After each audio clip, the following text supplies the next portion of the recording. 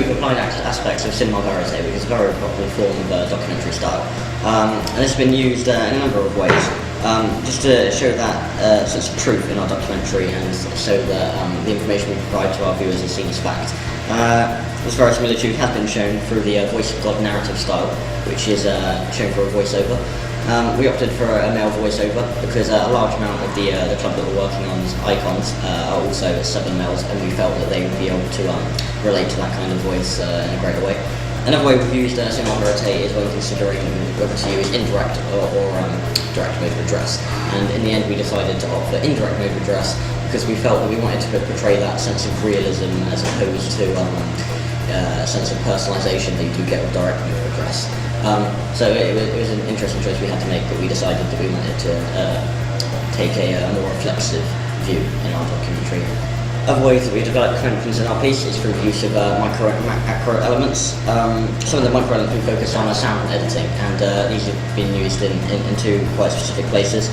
They're used to connote mood, and one shot that I can say off the top of my head is there's a pan across the stadium, and this is where we go into darker topics such as administration, and so to reflect this we decided to have the lighting darker to act as prophetic fallacy, and also the sound acts in juxtaposition to that with quite a low-key rhythmic keyboard tone. The macro element of narrative acts as a basis, and the script forms the structure of the piece throughout, and that was settled from a very early stage. And I think this is also quite true for a lot of real media products. The script does act as a structure, and we've developed this by using Todorow's theory of narrative, which is quite subverting from normal conventions, because this is not a theory specific to documentary. It's more to do with film, and specifically films of conflict.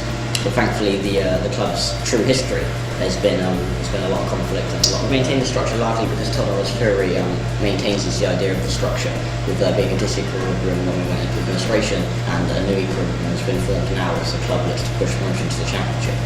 Audience theory has also been adapted, with the two main theories we've looked at being hypodermic needle and a two-step flow.